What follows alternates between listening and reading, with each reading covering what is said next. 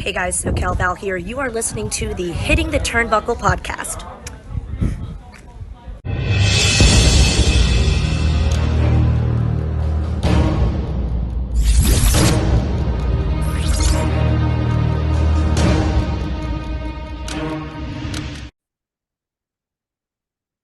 Welcome everybody back to the Hitting the Turnbuckle podcast. I am your host, Adam Cousins, and today it is a condensed version of the Smackdown review, which I'm going to aptly call the Smackdown Low Down.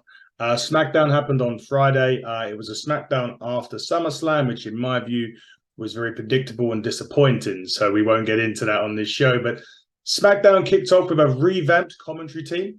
We had Michael Cole, Kevin Patrick, and Corey Graves. I think that will work well going forward. Kevin Patrick seemed a little bit out of his depth trying to be a lead on Monday Night Raw. So having Michael Cole there as the teacher and the two students, really, or Corey a bit more of an experienced student than Kevin.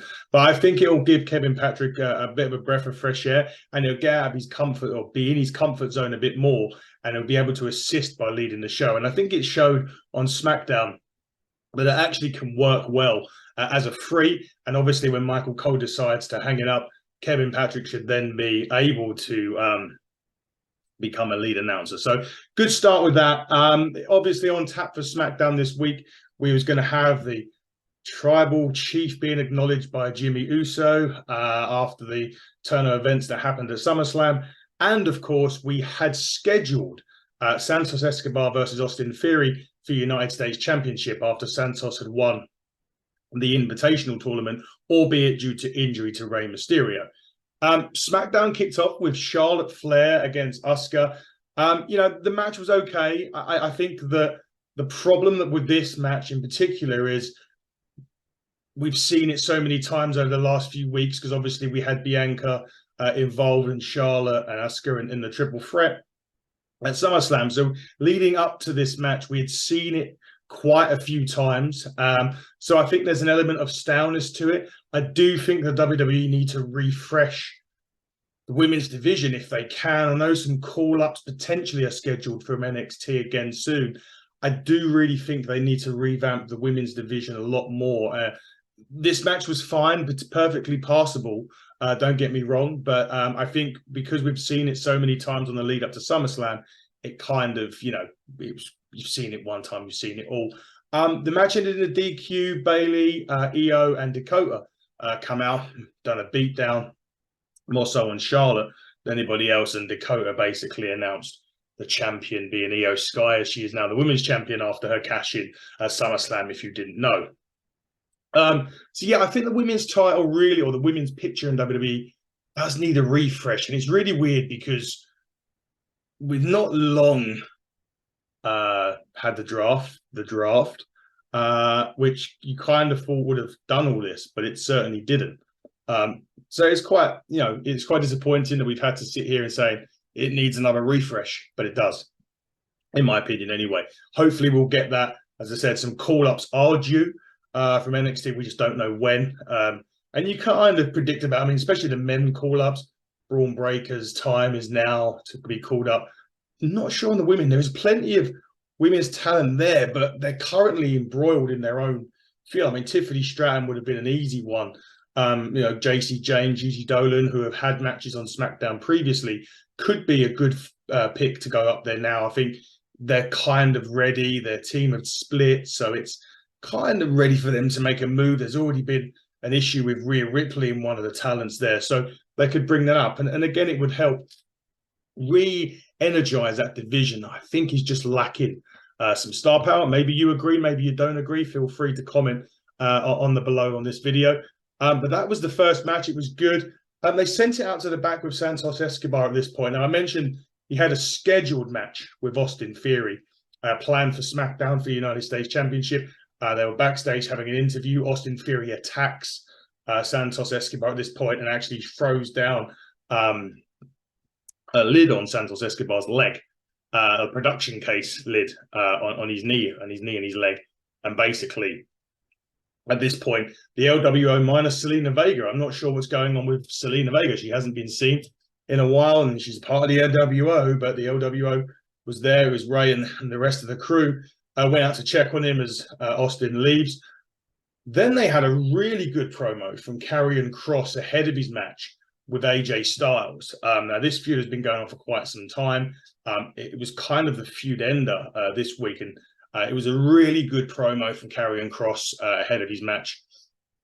Basically, how AJ showed him the importance of brotherhood and how a prophet is truly nothing without his disciples. Kross says, "We will see you soon." I wonder if with this, whether Karrion Kross is going to get some people in the future. Not now. Of the match with AJ was next, so we'll get onto that. But it does seem as if they may be adding elements into Karrion Kross, his character. As you said, some disciples may come along. That could be interesting if they are from NXT. Who's ready? Could they do that? I know they mentioned the Creed brothers are technically left, but they're still there. Would they fit into Karrion Kross? Could they use the Schism? Joe Gacy and people like that. You've got to think about characters that could potentially work with what Karrion Kross is doing at the minute. So that'll be an interesting thing to see as we go through the weeks and months. If they are going with this disciples of Karrion Kross, who they are and if they would work. So it's quite an intriguing point that he made there, and hopefully we'll find out about that as the weeks progress. The match with AJ Styles was next, and it was okay. Again, it was okay. There was a little bit of an issue mid-match. I think AJ went for a backflip into a Scorpion Deathdraw, which they didn't pull off. And then he went to lift him up in like a suplex, and it didn't work, so he dropped him. It was a little bit off, and I don't know. That just didn't work. It didn't work very well at all at that point of the match. But the rest of the match was perfectly passable. The ending of the match saw Scarlett get involved. She'd been getting involved quite a bit during the match anyway. Mia Yim, or Mi Chin, whatever you want to call her, was there at ringside and eventually dragged Scarlett off the rope, threw her onto the table. AJ hits the Styles Clash and then follows that up, I think with a 450. No, I think with a 450. Yeah, no, it was just a Styles Clash. Sorry, my bad. I think he tried to hit a 450 earlier on. Anyway, the OC get the ringside and they have their celebration. Where do they go from here? With Styles and Karrion Kross are two great wrestlers. The styles are different. Karrion Kross has got a lot about him. He's a great promo, a great look. He's in rings good. Maybe this disciple thing they're going for could be interesting. Going forward, it may help elevate him into a bit more higher stature. I think on social media, he's a lot like Marmite. You either love him or you hate him. But I think it's something about him. And I really hope they progress this Disciples storyline a bit more and give him something to lean on. AJ Styles is AJ Styles. He's so good. But the OC have not, again, I think someone tweeted it to Carl Anderson. He was just like, yeah, we just made a load of money. Which is fair enough if that's what you want to do. I'd like to see them more in tag team action. They don't do enough. I mean, Kevin and Sammy, we know that Kevin's injured. We don't know if Sammy's quite injured. I think he might be main eventing Raw tonight. So this is recorded on a Monday, sorry. So he might be main eventing Raw tonight. So that could be interesting to see with Sammy what they do there. But I'd like to see the OC or Carl Anderson and Gallows get into a bit more tag team action on their own. Same with Mi Chin. I mean, she's a part of this group, but she's just always been a valet. She hardly ever gets involved. She got involved physically in this match, but she weren't technically in the match, if that makes sense. She just physically got involved on the outside. She's another one when we're talking about revamping the women's division and refreshing it, and she hasn't really had a look in. And Scarlett can wrestle as well. So perhaps maybe they go down that route going forward. I'd like to see a bit more of the Mi Chins and Scarletts, and definitely some call-ups from NXT, because there's some people down there that I've already mentioned that are ready. Interestingly enough, I don't know if this rumor's true, but I hear that they may be talking with Mandy Rose again to get her back. So does she come back in?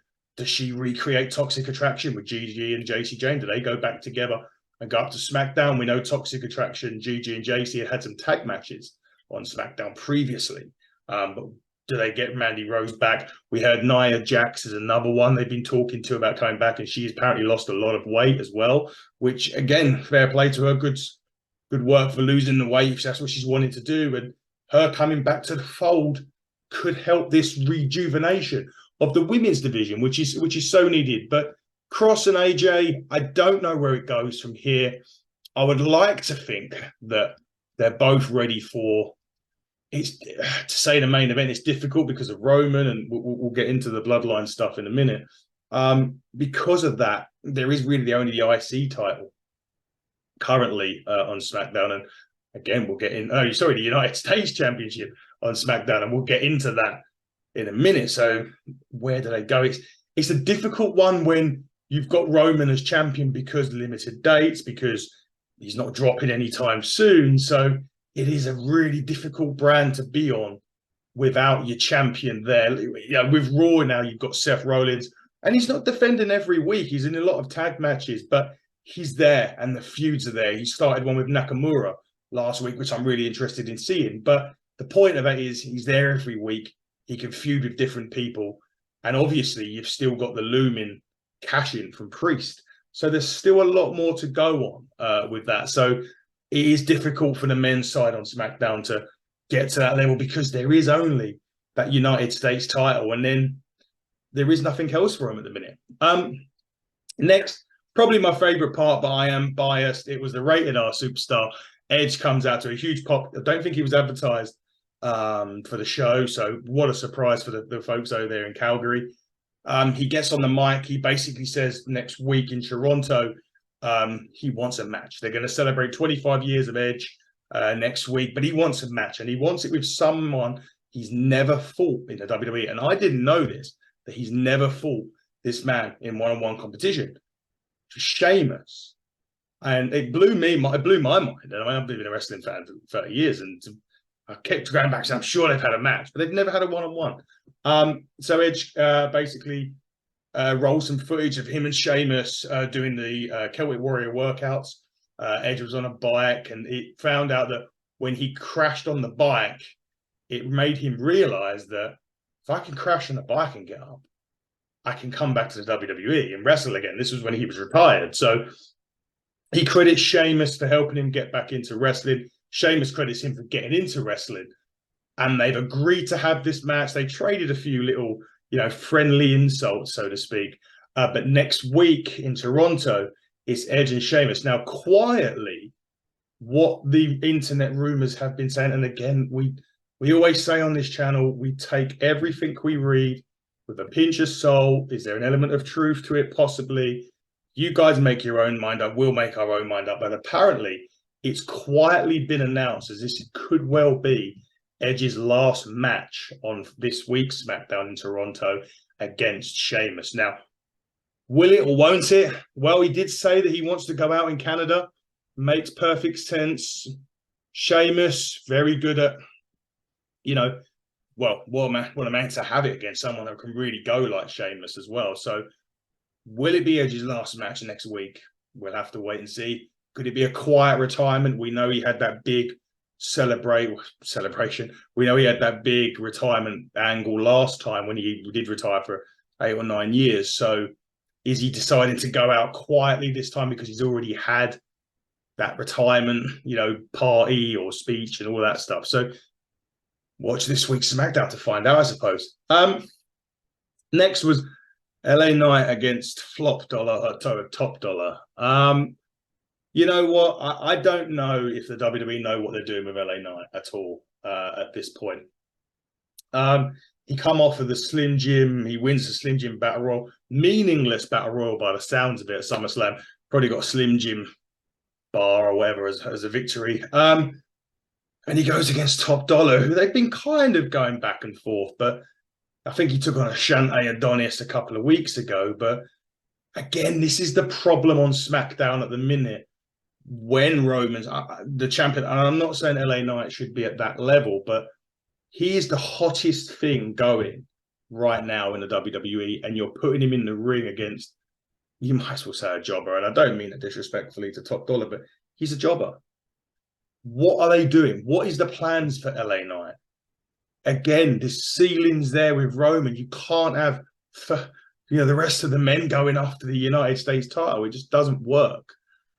So this is where I think we may be going to WrestleMania 40 for this, but once Cody perhaps finishes the story or Solo or whatever happens to Roman when he finally loses that title, I think it will be a big breath of fresh air to the WWE because both shows will have their champions and they'll be on it every week and they'll be able to defend it if they need to. The feuds can be fresh. And because of their pay-per-view schedule, you'll be able to have different names go for these titles. So it would make a lot of sense. That being said, I'm not disrespecting the Bloodline storyline at all. It's been one of the best storylines it's ever been. I think it's getting to a bit stylish at the minute, but it's still been great. And we'll touch on again what happened in the next phase of the Bloodline at the end of SmackDown. But LA Knight picks up the win in this. He's got a program with The Miz that he started on Raw. This is my whole thing. He's on SmackDown. He was drafted to SmackDown, but he's on Raw. And I think they made the point last week, or the excuse last week, that, oh, well, he won the Royal Rumble, so he won the Slim Jim Battle Royal, so he can go where he wants. What a load of rubbish. This is where WWE insults intelligence of fans. And this is what makes a draft perfect. There's no point in having a draft if you don't sign the brand and stay on that brand. The free agency part, fine. I don't mind that, actually. And it's good because it gives people like Baron Corbin, Ali, Dana Brooke an opportunity on the NXTs to get some TV time, to get some matches. Baron Corbin's reinvented his whole new character on NXT. So I'm fine with that. But with this whole Raw and SmackDown, you're either one or the other. I don't want this LA Knight. It'll probably be on Raw this evening when they tape tonight with another thing with The Miz. So we'll see how that transpires. But I think that's a bit silly, to be quite honest. They go to the back at this point. Escobar's getting checked over by the doctors. He says he's good to go. The doctors clear him for his match with Austin Theory, so albeit via a limp. Now we go to, again, one of the most interesting pieces of SmackDown, something that I'm really intrigued in, the Street Profits and Lashley sipping a wine, drinking a soup, admiring their work from last week when they dismantled Butch, the Brawling Brutes, and Carl Anderson and Luke Gallows. And they're saying how now the sky's the limit. SmackDown is ready for new blood, so let's go run this place. Now, I'm very interested to see where this goes. Now, again, we've already spoken about Roman. We know that's a difficult thing. Lashley and the Profits together is money. And I've been waiting. Me and Andy spoke about this. Me and Dave have spoken about this for months. They do the turn with the Street Profits. They put them with Lashley. Bianca, we're not sure what side she's going to be on, if she's going to be with them or not. But you've got yourself there, a group of individuals together that work. And it's going to be great. I can't wait to see where they go with this. I'm really hoping that this also elevates Montez up again. We've already said on this show, on a load of other shows that we do, there's like the Gables, the Montez Fords that are ready. They just need the extra elevation to get to that level. This could be it. Teaming with Lashley for however long they need to do it. They could win the tag titles back as heels. Lashley, it's unlikely he's going to win the world title, but we've got the United States for now. But it's going to be a great concept. These three, I think, are going to be fantastic together. Really looking forward to see what happens with those three going forward. Now, speaking of the US title, we go to the ring here. Santos comes out, limping his way to the ring. And Theory then comes running out before the match and injures Santos' other leg. So not the leg is already injured. The other leg. Basically, at this point, Austin Theory gets the mic and Santos is too weak. They call a referee to make the result official because basically Austin Theory is ready to go home. Adam Pearce is at this point with the LWO, again minus Selena Vega, checking on Escobar, who isn't now clear to go at now. He's not cleared to wrestle, but he promised the fans in Calgary United States Championship match. and he's got it against Rey Mysterio, and it's coming up right now. This is the booking thing that I'm not. When something booking happens, you think, well, what was the point in all of this? Rey Mysterio lost the match with Santos Escobar because he couldn't compete. So was he scheduled to go over with Santos 2 weeks ago when he lost due to, I think it was a concussion or something like that?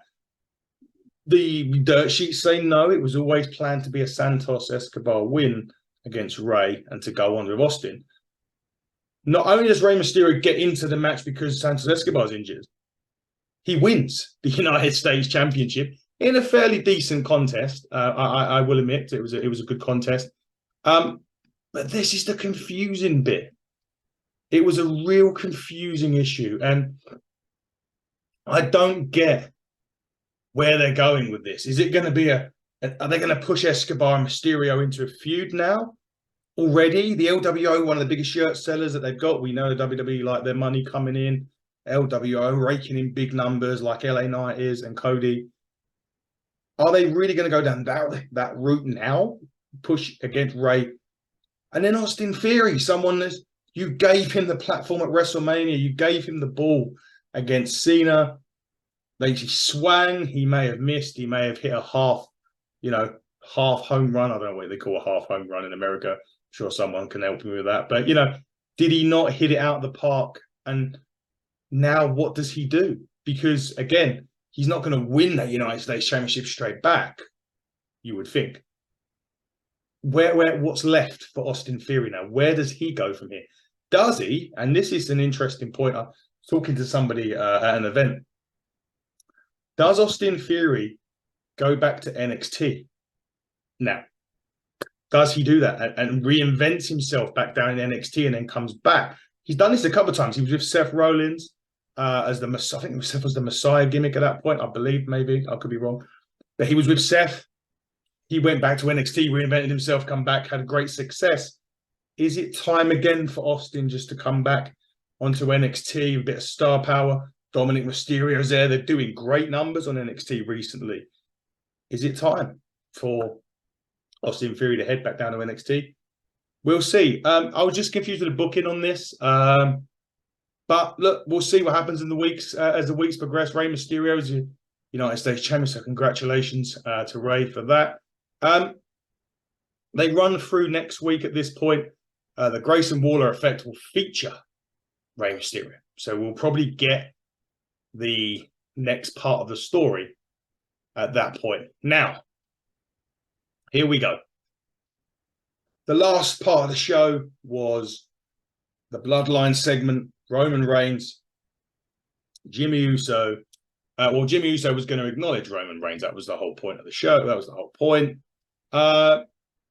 Basically, it took his time for Jimmy to get there. He come down from over the barrier. Roman Reigns had asked Paul Heyman, have you spoken to Jimmy? He said, no, he doesn't know where he is. I haven't spoke to him. Jimmy comes down over the barrier, dressed like he was at SummerSlam. There was some sold out chants. Reigns basically was like, yeah, I owe you one. What do you want? A yacht, a house, a car? I owe you some. I owe you one for this, Jimmy. What do you want? Do you want to be the new right-hand man? Do you want to be main event Jimmy Uso? And at that point, the music hit and out come Jey Uso. Now, obviously, Jey is seething. He wants to know what happens. They face off. Jey was like, I'm going to throw 37 years down the drain. Don't tell me why you did why you did what you did at SummerSlam. And he shoves the mic into Jimmy's chest. Now, Jimmy basically said he'd done it out of love. He didn't want Jey to become the tribal chief. He didn't want Jey to become the quote, and I know we try not to swear on this program, but he said this. He didn't want Jey to become an arsehole like Roman Reigns. That was his words. Didn't want him to become an arsehole. And a lying, egotistical, manipulative arsehole. Sorry, let me get that right. And the fans chant arsehole again. And that was the truth. And basically that's what he said. If you don't believe him now, he never has to talk to him again. He loves Jey. So if Jey wants to kick his face off, do it. Jimmy opened his arms for it, poked his chest out, waiting to be hit. Jay paces, shakes his head, and turns his back to Jimmy. And basically, Jimmy exits the ring at that point. Reigns, at this point, is laughing. He didn't, he basically just was typical Jey Uso. You're a hothead. You mess things up all the time. This isn't about Jey's brother now. No one cares about them now. You've done all this. And at that point, you got to acknowledge him. So Roman wants Jey to acknowledge him. Jey drops him with a super kick instead. Solo started beating him down. Jey fights him back. He avoids a Samoan spike, but hits a Superman punch. Reigns is now waiting in the corner for the spear, but he intercepts with a big super kick at this point. Massive super kick on Roman. Jey exits the ring, starts calling Jimmy back for a chat, opens up his arms for a hug, and nails him with a super kick. So he's now kicked Jimmy's head off after the thing with Roman. So basically, Jimmy's laid out, Roman's laid out, Solo's laid out. He looks at the camera, and speaking of the word out, Jey then looks at the camera and says, he's out. He's out of the Bloodline, he's out of the Smackdown, he's out of the WWE, holds the deuces up, and goes out through the crowd.